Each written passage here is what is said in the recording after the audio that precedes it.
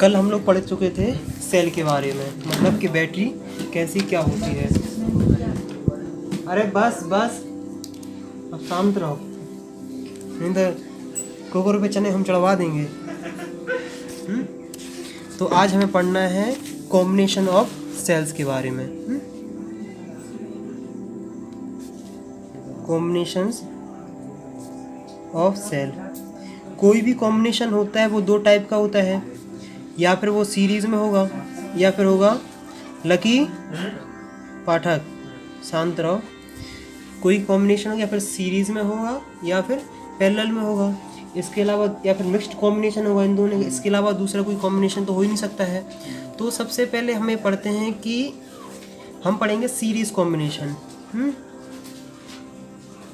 मतलब हम सबसे पहले पढ़ेंगे सीरीज़। जैसे हमने कैपेसिटर में सीरीज़ पैरेलल कॉम्बिनेशन पढ़ा था, रेजिस्टेंस हमने सीरीज़ पैरेलल कॉम्बिनेशन पढ़ा, ऐसे हम लोग बैटरी मतलब सेल्स के बारे में भी सीरीज़ पैरेलल कॉम्बिनेशन हम लोग पढ़ेंगे। तो एक मैं तुम्हें बात बता दूं कि अभी तुम लोग बैटरी नाम सुनते होगे, वैसे देखो रियल लाइफ में बैटरी देखना और वैसे उस बैटरी की डेफिनेशन थोड़ी ये है, बैटरी होती है वो कॉम्बिनेशन ऑफ सेल्स है। क्या है? Combinations of cell. मतलब तुम एक से ज़्यादा अगर सेल एक साथ मतलब कनेक्ट करो तो बैटरी बन जाती है। देखो इसलिए शायद सेल को ऐसे रिप्रेजेंट करते हैं। और जो बैटरी होती है डबल सेल, उसे हम लोग ऐसे ऐसे ऐसे और ऐसे रिप्रेजेंट करते हैं कि नहीं, बस यही मतलब थोड़ा डिफरेंस है। अब हम पढ़ेंगे सेल्स इन सीरीज़। मतलब अगर हम सीरीज़ में सेल्स को कनेक्टेड करें तो उसका क्या कॉम्बिनेशन बढ़ेगा, क्या उसका इफेक्ट होगा। चलो हम ये मान लेते हैं कि कोई क्या है, ये सेल है। ये मान लो सेल है, इससे दूसरा सेल कनेक्टेड है, इससे तीसरा सेल कनेक्टेड है। अब कोई भी सेल होता है तो उसके अंदर इंटरनल रेजिस्टेंस होता है कि नहीं? कल हम ये पढ़ा चुके थे कि नहीं? कोई भी सेल्स होता है, बैटरी होती है, उसके अंदर इंटरनल रेजिस्टेंस होता है। तो इंटरनल रेजिस्टेंस ऐसे मान लो कि हमने बना दिया इंटरनल रेजिस्टेंस। हम लोग इसको ऐसे ही बना सकते हैं, फिर हम लोग इसको ऐसे बना लो इसी के साथ। वैसे जनरली लोग यहीं बना लेते हैं। तो इंटरनल रेजिस्टेंस R से हो गया है। अगर इंटरनल रेजिस्टेंस है तो ये हो जाएगा E1, ये R1 हो जाएगा। ए बी सेल, इसका भी कोई इंटरनल रेजिस्टेंस होगा R2 और E2, और ए होगा R3। तुम हमेशा एक चीज़ याद रखना कि देखो अगर ये पॉजिटिव है, ये नेगेटिव है, ये पॉजिटिव है, ये नेगेटिव है, ये पॉजिटिव, ये नेगेटिव है, तो जो कॉम्बिनेशन हो सकता है सीरीज पैरेलल का वो भी दो टाइप का होता है कि पॉजिटिव से पॉजिटिव कनेक्ट करना है, या फिर पॉजिटिव से नेगेटिव करना है, या फिर नेगेटिव से नेगेटिव। देखो ये कौन सा कॉम्बिनेशन ये है? नेगेटिव पॉजिटिव का, मतलब पॉजिटिव नेगेटिव का। तो अभी हम इसके बारे में हम लोग पढ़ रहे हैं कि इसके में क्या कंडीशन होगी। कोई भी सीरीज कॉम्बिनेशन होता है उसमें क्या सेम होता है? हाई। मतलब कोई भी सीरीज कॉम्बिनेशन होता है, चाहे तुम कैपेसिटर का देखो, रेजिस्टेंस का देखो, या फिर तुम मतलब बैटरी या सेल्स का देखो, जो सीरीज कॉम्बिनेशन उसी कॉम्बिनेशन को कहते हैं जिसमें करंट होता है सेम। मतलब इसमें से करंट होगा क्या? सेम। मतलब करंट क्या है हमने कहा? सेम है। तो यहाँ तक तो हमें कोई दिक्कत नहीं लेनी थी। अब देखो ये सेल है, ए से लेके बी तक, बी से सी तक, सी से डी तक। यहाँ तक कोई दिक्कत, कोई समस्या शायद नहीं होगी। अब इन अगर तीनों सेलों को हम एक साथ मिलाएंगे तो कोई इक्विवेलेंट सेल बनेगा कि नहीं? मतलब तीनों अगर सेल को मिलाएंगे तो बैटरी बन जाएगी कि नहीं? तो मतलब बैटरी ऐसे बनेगी कि नहीं? इसे बोलेंगे इक्विवेलेंट। और जो इस इन सब का रेजिस्टेंस है उसे बोलेंगे आर इक्विवेलेंट। लेकिन इसमें भी करंट आई ही फ्लो होगा। तो बस हम इसके आगे बढ़ते हैं। अब देखो हमने कल तुम्हें ये बताया था कि नहीं कि जैसे मान लो कोई ये बैटरी होती है, इसमें इंटरनल रेजिस्टेंस लगा होता है आर ई एफ, तो इसके अक्रॉस पोटेंशियल ड्रॉप कितना होता है, जिसे पोटेंशियल ड्रॉप एट टर्मिनल बोलते हैं, बी बोलते हैं कि नहीं। और कल हमने अगर इसमें से करंट आई फ्लो कर रहा है तो कल हमने ये भी तुम लोगों को बताया था कि B equal to E F minus I R, तो इन दोनों के अक्रॉस कुछ ना कुछ वोल्टेज होगा कि नहीं, इसको क्या बोलेंगे V1, समझे कि नहीं। यहाँ से लेके यहाँ तक जो होगा करंट, जो वोल्टेज ड्रॉप होगा उसे हम क्या बोलेंगे V2। यहाँ तक आ गए हो। अब C से जो D होगा वो क्या होगा V3। तो ये बताओ इस पूरे इक्विवेलेंट भी कुछ ना कुछ होगा कि नहीं। तो वो भी हम लोगों को अभी जानना है धीमे धीमे कि हम लोग इसके बारे में क्या क्या रिलेशन निकाल सकते हैं। तो हम इसको ऐसे ही लिख सकते हैं, इस वाले को यहाँ लिखते हैं वोल्टेज ड्रॉप ए बी क्या है, बी ए माइनस बी बी। इसको हम ऐसे ही लिख सकते हैं ई एफ 1 माइनस आई R1।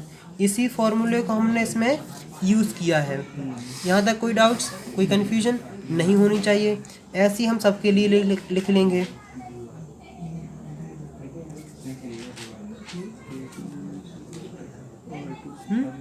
यहाँ तक कोई दिक्कत, कोई समस्या नहीं होनी चाहिए। अगर ऐसे ही हम लोग इस तीसरे के लिए लिख लेंगे,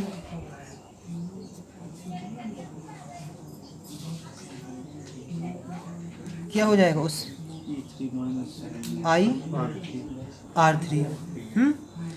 अगर हम तुमसे ये बोले कि ए डी होगा कोई, मतलब जो इक्विवेलेंट जो बैटरी है, तो यहाँ ए है और यहाँ क्या है डी है, तो हम इसको ऐसे लिख सकते हैं कि नहीं कि A D equal to A minus D.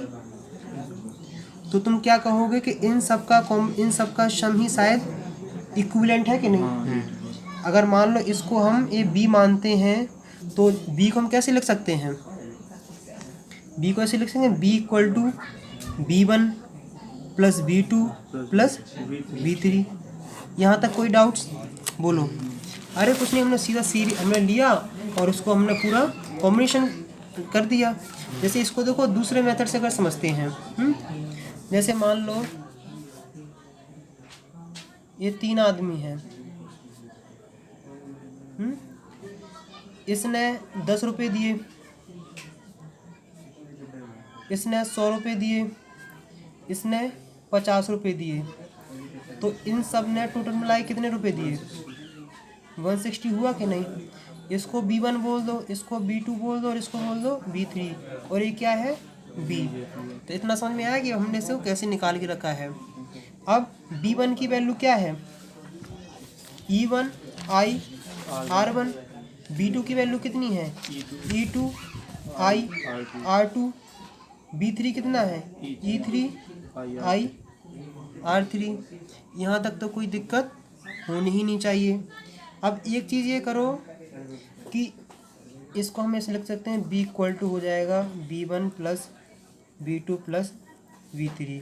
हमने इसको यूज़ किया और हमने लिया, इसको सब वैल्यू पुट करना स्टार्ट कर दो। R1 plus E2 IR2 E3 minus IR3। कोई दिक्कत, कोई समस्या जो EF जो है उन सबको एक साइड रख लो। तो हमने E1 प्लस E2 E3 और जो रेजिस्टेंस है उन सबको रख लो एक साइड। तो इन सब में तुमने I कॉमन देखा माइनस का, माइनस I R1 R2 और R3। यहाँ तक समझ में आ गया कि नहीं, इतना कन्फर्म है कि नहीं। यहाँ तो कोई दिक्कत हो तो बताओ। क्या ये बताओ जो इक्विवेलेंट जो बैटरी V आ रही है उसका इक्विवेलेंट EF ए हो सकता है कि नहीं। इसको क्या बोलेंगे इक्विवेलेंट EF। और जो रेजिस्टेंस है ये आर इक्विवेलेंट है। यहाँ तक कोई डाउट्स नहीं है ना? यहाँ तक कोई कन्फ्यूजन भी नहीं होनी चाहिए। तो फिर समझ में आ रहा है कि नहीं? समझ रहे? बस यही है कि कोई सीरीज़ और पैरेलल सीरीज़ में जो कॉम्बिनेशन होता है तो उसमें ईएफ ऐड हो जाते हैं अगर पॉजिटिव से नेगेटिव कनेक्टेड है। समझ रहे हैं कि नहीं? अगर पॉजिटिव से नेगेटिव कनेक्टेड है तो ऐड हो जाते हैं, अगर नेगेटिव से नेगेटिव हो या पॉजिटिव से पॉजिटिव कनेक्टेड हो तो माइनस हो जाते हैं। अब जैसे देखो, हम दो तुम्हें कॉम्बिनेशन बताते हैं कि ये कैसे हो जाएगा। सुनो, इतने ध्यान से सुनना। इतना तुम थोड़ा बस ध्यान से सुनना। लेकिन एक चीज़ हमेशा याद रखना कि रेजिस्टेंस कभी भी माइनस नहीं होता है। इंटरनल रेजिस्टेंस हमेशा ऐड होगा और इसके टर्मिनल चेंज करने से ईएफ की वैल्यू घट और बढ़ सकती है। समझे कि नहीं? जैसे मान लो ये वाली बैटरी कनेक्टेड है और ये वाली बैटरी कनेक्टेड है। ये पॉजिटिव है, ये नेगेटिव है, ये पॉजिटिव, ये नेगेटिव है और ये रही। तो ये मान लो 2 वोल्ट की है, ये 5 वोल्ट की है और ये कितने की है? बोलो। कोई भी अपने मन से मान लो। तुमने मान लिया हमने 3 वोल्ट। ये नेगेटिव है, यहाँ एक पॉजिटिव है। इसका इक्विवेलेंट ईएफ कितना आएगा? 4। देखो ये दोनों सेम टर्मिनल के हैं तो 2 + 5 हो जाएगा। ये नेगेटिव नेगेटिव कनेक्टेड है तो -3 हो जाएगा। तो इतना आया 7 - 3 = 7 - 3 = 4। इसका मतलब इक्विवेलेंट ईएफ इस कॉम्बिनेशन का कितना होगा? 4। अगर इसी कॉम्बिनेशन को अगर हम ऐसे कर दें, कभी अगर तुम्हें बचपन में पता हो, तुमने बचपन में अगर बैटरी में सेल डालने की कोशिश नहीं, बैटरी में नहीं मतलब टॉर्च में सेल डालने की कोशिश करी गई हो तो तुमसे कहा जाता था कि सेल एक सीधे डालना। अब देखो इसका 2 वोल्ट है, इसका 5 वोल्ट है, इसका 3 वोल्ट है। समझ रहे कि नहीं? तो आर इक्विवेलेंट कितना होगा?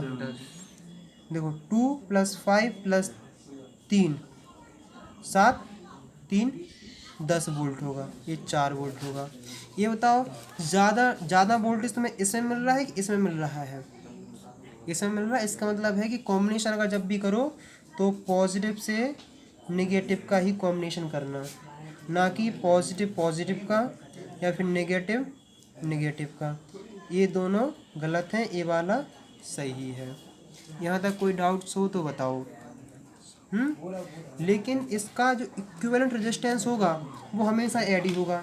जैसे मान लो इसका मान लो हमने 2 ओम मान लिया है, इसका हमने मान लिया है 1 ओम और इसका हमने मान लिया कितना?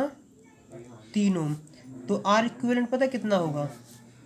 2 + 1 + 3 6 ओम। और इसमें भी अगर हमें ये मानते हैं कि 2 ओम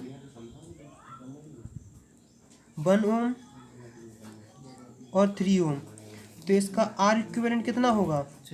2 + 1 + 3 = 6 ओम। इसका मतलब रेजिस्टेंस में तो कोई चेंजेस नहीं आ रहे हैं, सिर्फ चेंजेस किस में आ रहे हैं? ईएफ में। देखो ये वाली वैल्यू ही चेंज हो रही है, बाकी तुम्हें कुछ भी चेंज नहीं मिल रहा है। तो हम ये मान के चलते हैं कि सीरीज़ वाला बहुत ही आसान होता है, बहुत ही आसान पद्धति का है, इसलिए इसे याद करना कोई ज़्यादा कठिन नहीं है। पैरेलल वाले में थोड़ी कन्फ्यूजन होती है, इसलिए उसका धारावाहिक कल पढ़ाएंगे अपन। समझे कि नहीं? तो बोलो।